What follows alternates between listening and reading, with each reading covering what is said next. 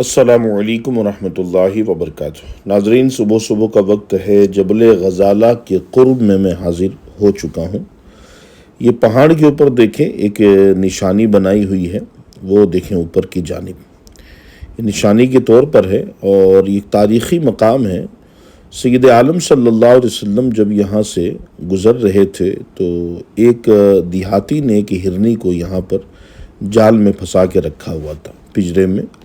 اس ہرنی نے سید عالم صلی اللہ علیہ وسلم سے ہم کلام ہونے کا شرف حاصل کیا اور یہ عرضی لگائی کہ یا رسول اللہ صلی اللہ علیہ وسلم، میرے 2 بچے ہیں جو اس وقت بھوکے ہوں گے، مجھے آزاد فرما دیجئے، میں ان کو دودھ پلا کر اپنے آپ کو حوالے لا کے کر دوں گی۔